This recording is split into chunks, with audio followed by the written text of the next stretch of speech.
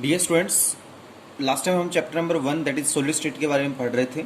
Chapter number 1 में मैंने बताया था कि पार्टिकल्स के अरेंजमेंट के बेस पे एक सॉलिड को दो कैटेगरीज के अंदर डिवाइड किया जाता है। उस सॉलिड को क्या बोलते हैं, को तो क्रिस्टलाइन सॉलिड के नाम से जाना जाता है, और पार्टिकल्स के अरेंजमेंट के बेस पे दूसरी टाइप होती है, उसको केमिस्ट्री में बोलते हैं अमोर्फस सॉलिड बोलते हैं। देखिएगा, अगर यहाँ डिस्कस किया जाए तो मैंने कहा था जिस सॉलिड के पार्टिकल क्या होते हैं, well arranged, like your morning assembly, that is a crystalline solid, but a solid whose particles are not well arranged, like your length time or off time, so you can say that that is known as a amorphous solid। देखिएगा, अगर amorphous और crystalline solid के बारे में और बात की जाए तो आप ये कहें, मैंने बताया था आपको, इनमें डिफरेंस बता दिए थे कि भैया क्रिस्टलाइन जो सॉलिड होता है उसमें शॉर्ट रेंज और लॉन्ग रेंज दोनों ऑर्डर पाए जाते हैं, इसमें सिर्फ शॉर्ट रेंज ऑर्डर पाया जाता है। ये स्मूथ क्लीवेज देता है, क्लीन क्लीवेज देता है, ये रफ क्लीवेज देता है। बेटा इसका मेल्टिंग पॉइंट किसमें होता है, शार्प, इसका मेल्टिंग पॉइंट किसमें पाया जाता है, रेंज में पाया जाता है। इसके बाद ये बताया था ये क्या होते हैं, रिजिड, ये क्या होते हैं, फ्लूइड होते हैं। इनकी हीट ऑफ फ्यूजन हाई होती है, इनकी हीट ऑफ फ्यूजन क्या होती है, लो होती है। ऐसे कुछ टॉपिक मैंने आइसोट्रॉपी, एनिसोट्रॉपी के बारे में बताया था। एक और चीज कही जाती है कि बेटा क्रिस्टलाइन सॉलिड्स को केमिस्ट्री में बोला जाता है ट्रू सॉलिड। क्या बोला जाता है, true solid, because they show all the properties of solid. तो ये क्या करते हैं बेटा, सॉलिड की लगभग सारी की सारी प्रॉपर्टीज को फॉलो करते हैं। लेकिन अमोर्फस सॉलिड को ट्रू सॉलिड नहीं बोलते। पता है अमोर्फस सॉलिड को क्या बोलते हैं बेटा, सुपर कूल्ड लिक्विड के नाम से क्या किया जाता है, जाना जाता है। तो amorphous solids are known as super cooled liquid. क्यों?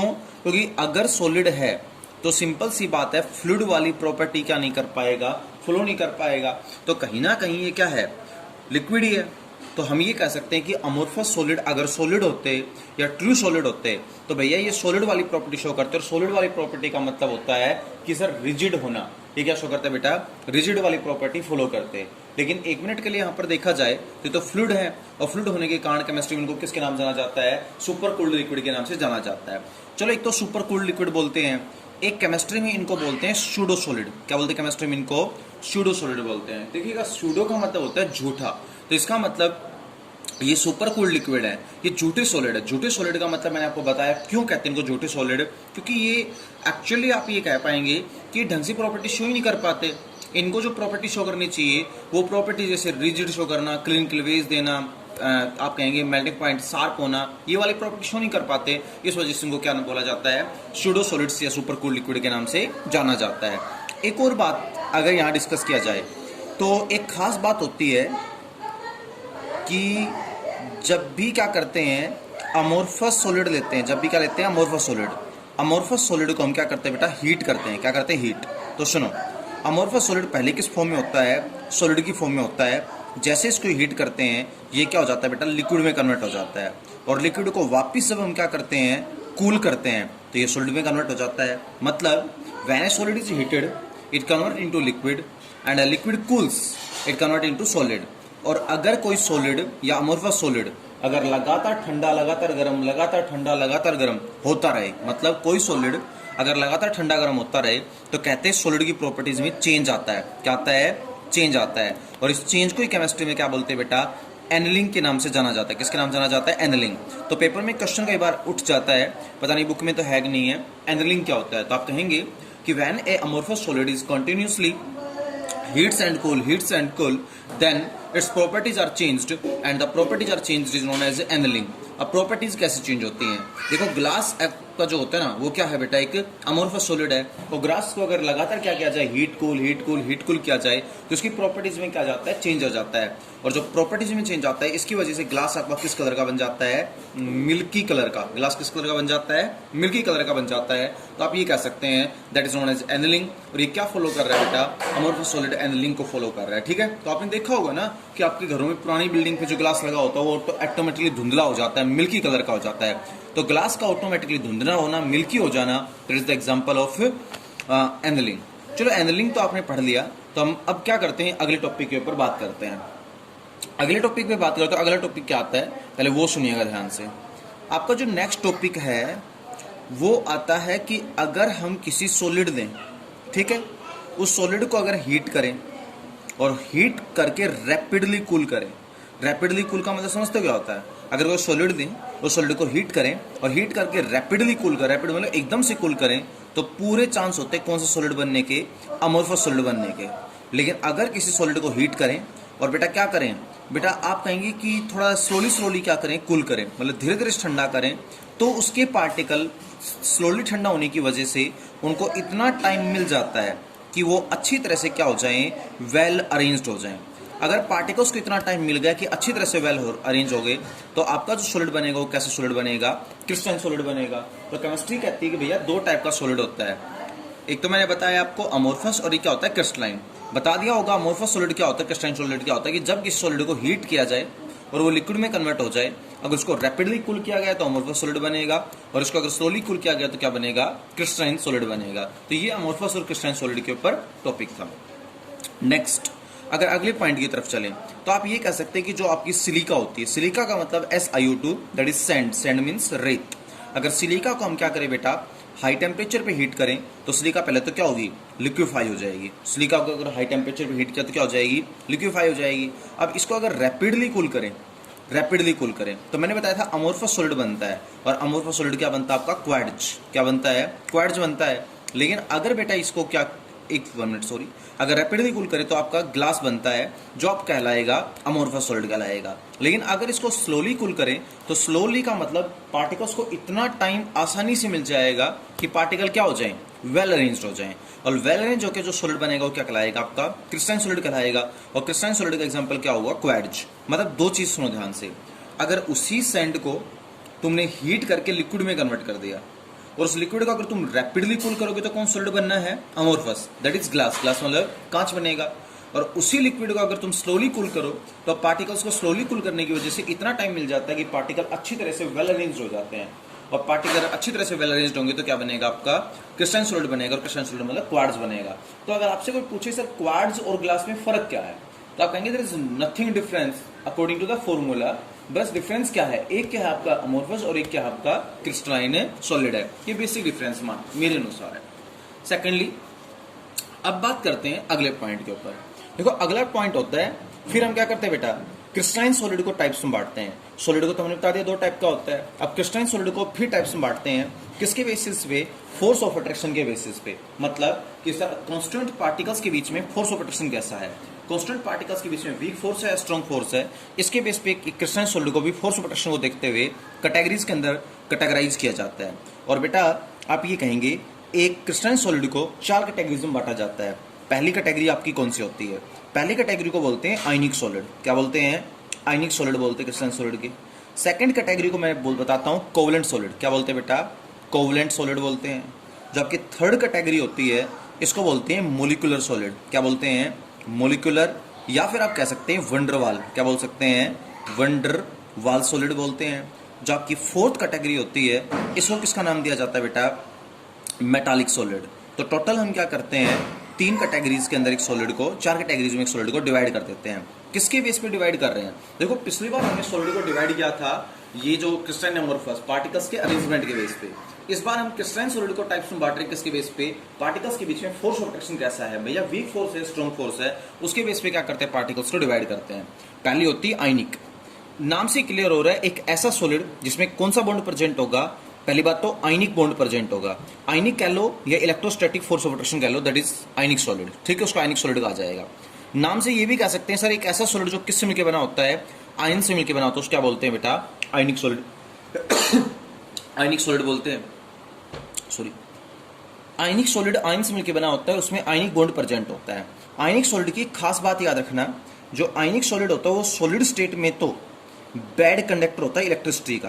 क्या होता है, सॉलिड स्टेट में तो इलेक्ट्रिसिटी का बैड कंडक्टर होता है, बट लिक्विड स्टेट में आयनिक सॉलिड क्या होता है, इलेक्ट्रिसिटी का गुड कंडक्टर होता है। लिक्विड का मतलब चाहे तुमने उसको पिघला रखा हो, पिघलाई हुई स्टेट को बोलते हैं मोल्टन, और चाहे पानी में मिला रखा हो, पानी में मिलाई हुई स्टेट को बोलते हैं एक्वस सॉल्यूशन। तो चाहे आपका जो आयनिक सॉलिड हो वो लिक्विड, लिक्विड मतलब दोनों स्टेट, चाहे वो पिघली हुई फॉर्म में हो और चाहे एक्वस सॉल्यूशन की फॉर्म में हो, क्या होगा, इलेक्ट्रिसिटी का गुड कंडक्टर होगा। तो यहाँ दो चीजें होती हैं, आयनिक सॉलिड जो होता है वो होता है जिसमें आयनिक बॉन्ड प्रेजेंट होते हैं। किससे मिलकर बना होता है बेटा, आयंस के द्वारा मिलकर बना होता है। आयनिक सॉलिड अगर सॉलिड की फॉर्म में तो इलेक्ट्रिसिटी का बैड कंडक्टर होगा, और लिक्विड की फॉर्म में तो इलेक्ट्रिसिटी का क्या होगा, गुड कंडक्टर होगा। इसके पीछे रीजन क्या होता है, तो देखो सॉलिड की फॉर्म में है तो आपको पता होगा सॉलिड में आयंस क्या होते हैं बेटा, क्लोजली पैक्ड होते हैं। अब केमिस्ट्री कहती है सॉलिड के अंदर अगर आयंस अच्छी तरह से क्या है, क्लोजली पैक्ड है, तो यहाँ से क्या निकल के सामने आया, सोच के बताओ। अगर आयंस अच्छी तरह से क्लोजली पैक्ड है तो आयंस के बीच में फोर्स ऑफ अट्रैक्शन क्या होता है, स्ट्रॉन्ग। और वैसे ही सॉलिड के बारे में जो कल पढ़ा था, ये बताया था कि सॉलिड्स के अंदर force of attraction generally strong रहता है। अब स्ट्रॉन्ग फोर्स ऑफ अट्रैक्शन जल्दी से टूटेगा नहीं, तो आयन क्या नहीं कर पाएंगे, फ्रीली मूवमेंट नहीं कर पाएंगे। अब सोच के देखो, ना तो माइनस का आयन फ्रीली घूम सकता है और ना प्लस का आयन फ्रीली घूम सकता है। और तुमने पढ़ा होगा जिस चीज के अंदर फ्री इलेक्ट्रॉन और फ्री आयन हो वो इलेक्ट्रिसिटी का गुड कंडक्टर होता है। यहाँ तो अच्छी तरह से फोर्स ऑफ स्ट्रॉन्ग होने के कारण आयंस क्लोजली पैक्ड होते हैं, दैट्स वाई यहाँ पर क्या होता है, आयनिक सॉलिड इलेक्ट्रिसिटी का बैड कंडक्टर होता है। बट अगर मैं इसको गर्म करके लिक्विफाई कर दूं तो लिक्विड वो होता है जिसके अंदर फोर्सेस क्या हो जाते हैं, थोड़े से वीक हो जाते हैं। फोर्सेस वीक होने की वजह से आयन क्या चले जाते हैं, दूर दूर चले जाते हैं। अब आयन से अगर आसानी से मूवमेंट करेंगे तो आप ये कह सकते हैं सर ये इलेक्ट्रिसिटी का क्या होगा, गुड कंडक्टर होगा।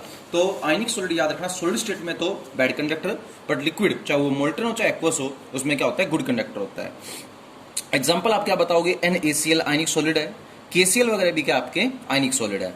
सेकंड एग्जाम्पल होता है बेटा कोवलेंट सॉलिड की बात करते हैं। कोवलेंट सॉलिड क्या होता है, कोवलेंट सॉलिड वो होता है जिस सॉलिड के अंदर कौन सा बॉन्ड प्रेजेंट हो, वैसे तो नाम से क्लियर हो गया होगा, कोवलेंट बॉन्ड प्रेजेंट हो तो उसको केमिस्ट्री में क्या नाम दिया जाता है, कोवलेंट सॉलिड का नाम दिया जाता है, इसमें कोवलेंट बॉन्ड प्रेजेंट होता है। एक और बात, कोवलेंट सॉलिड को केमिस्ट्री में नेटवर्क सॉलिड के नाम से भी जाना जाता है। किसके नाम से, नेटवर्क सॉलिड के नाम से जाना जाता है। इसी को बेटा गेंट सॉलिड भी बोलते हैं। गेंट का मतलब बहुत बड़ा राक्षस जैसा सॉलिड, जिसको केमिस्ट्री में गेंट सॉलिड के नाम से भी जाना जाता है। अगर आपसे कोई बात करे कि कोवलेंट सॉलिड या नेटवर्क सॉलिड, तो जिन सॉलिड्स में कोवलेंट बॉन्ड प्रेजेंट होता है, जिनका स्ट्रक्चर काफी लार्ज होता है, लार्ज स्ट्रक्चर, जिनका स्ट्रक्चर काफी क्या होता है, लार्ज होता है, काफी बड़ा नेटवर्क होता है जिनके में एटम्स का, उनको कोवलेंट सॉलिड बोलते हैं। बेटा कोवलेंट सॉलिड्स में आप देखोगे कि एटम्स आपस में जुड़ जुड़कर एक बहुत बड़ा क्या बना लेते हैं, नेटवर्क बना लेते हैं। कुछ याद आया होगा ये नेटवर्क किसका है, 10th क्लास में पढ़ा होगा, 11th क्लास में पढ़ा होगा कि डायमंड का ऐसा स्ट्रक्चर होता है। डायमंड में कार्बन कार्बन के बीच में बॉन्ड तो कौन सा प्रेजेंट होता है, कोवलेंट बॉन्ड प्रेजेंट होता है। और काफी सारे एटम आपस में जुड़कर क्या बनाते हैं, एक बहुत बड़ा नेटवर्क बना देते हैं। इवन देन तुमने ग्रेफाइट में देखा होगा कि काफी सारी हेक्सागोनल रिंग्स मिलकर एक बहुत बड़ा स्ट्रक्चर बना देती हैं। और कार्बन कार्बन के बीच में कौन सा बॉन्ड प्रेजेंट होता है, कोवलेंट बॉन्ड प्रेजेंट होता है। तो आप क्या बोलोगे, कोवलेंट सॉलिड वो सॉलिड होता है जिसमें पहली बात कोवलेंट बॉन्ड होता है, काफी लार्ज स्ट्रक्चर होता है, और एटम्स आपस में जुड़कर एक नेटवर्क सा बना देते हैं, उसको बोलते हैं कोवलेंट सॉलिड या नेटवर्क सॉलिड। एग्जाम्पल आपके सामने डायमंड है और एग्जाम्पल आपके सामने क्या है, ग्रेफाइट है। केमिस्ट्री कहती है कुछ कोवलेंट सॉलिड तो इलेक्ट्रिसिटी के बैड कंडक्टर होते हैं। फॉर एग्जांपल डायमंड तो बैड कंडक्टर है, जबकि कुछ कोवलेंट सॉलिड क्या होते हैं, इलेक्ट्रिसिटी के गुड कंडक्टर होते हैं। For example graphite covalent solid जो इलेक्ट्रिसिटी का क्या माना जाता है, गुड कंडक्टर माना जाता है। ओके, अगला सॉलिड आता है फोर्सेज ऑफ अट्रैक्शन के बेस पे, मॉलिक्यूलर या वंडर वाल फोर्सेज। केमिस्ट्री कहती है जिन सॉलिड्स के बीच में फोर्सेज ऑफ अट्रैक्शन काफी वीक होते हैं, और काफी वीक का मतलब कौन सा फोर्स होता है, wonder Waals force of attraction होता है। वंडर वाल मतलब काफी वीक फोर्स ऑफ अट्रैक्शन होता है, उसको केमिस्ट्री में क्या बोलते हैं, मॉलिक्यूलर या वंडर वाल सॉलिड के नाम से जाना जाता है।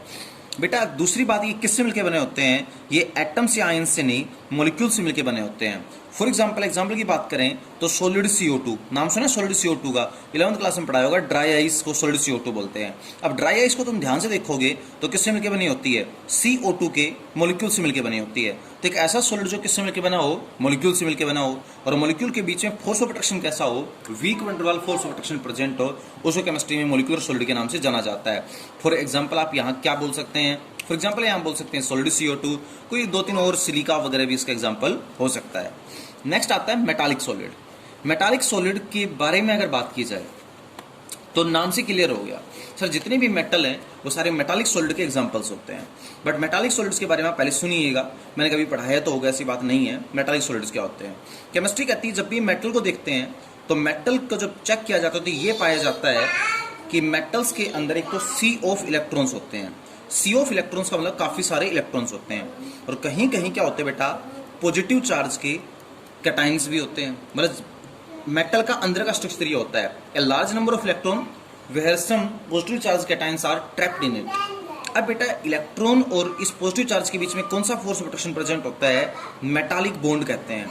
मेटालिक बॉन्ड यहाँ पर प्रेजेंट होता है। तो जिन सॉलिड्स में मेटालिक बॉन्ड प्रेजेंट होता है, जो मेटल से मिलकर बने होते हैं, उनको बोलते हैं मेटालिक सॉलिड्स। मेटालिक सॉलिड में जो ये पॉजिटिव चार्ज का कैटाइन होता है, इसको केमिस्ट्री में बोलते हैं कर्नेल। क्या बोलते हैं बेटा, कर्नेल का नाम दिया जाता है, KERNAL। जितने भी मेटालिक कंडक्टर होते हैं क्या होते हैं, good conductor of heat and good conductor of electricity. तो सारे के सारे मेटालिक सॉलिड होते हैं वो हीट और इलेक्ट्रिसिटी के क्या माने जाते हैं बेटा, गुड कंडक्टर माने जाते हैं। और मेटालिक सॉलिड के एग्जांपल तो आपको पता ही है, ऑल द मेटल्स, जितनी भी मेटल्स होते हैं वो। तो फोर्स ऑफ अट्रैक्शन पे को देखते हुए सॉलिड को 4 कैटेगरीज में बांटा जाता है, चारों को आपको पढ़ना है। अगर आयनिक फोर्स ऑफ अट्रैक्शन है तो आयनिक सॉलिड, कोवलेंट है तो कोवलेंट सॉलिड, वनडरवाल है तो वनडरवाल सॉलिड, और मेटालिक बॉन्ड क्या कहलाएगा, मेटालिक सॉलिड। आयनिक सॉलिड का ये स्पेशल पॉइंट याद रखना, they are bad conductor in solid state but good conductor in liquid.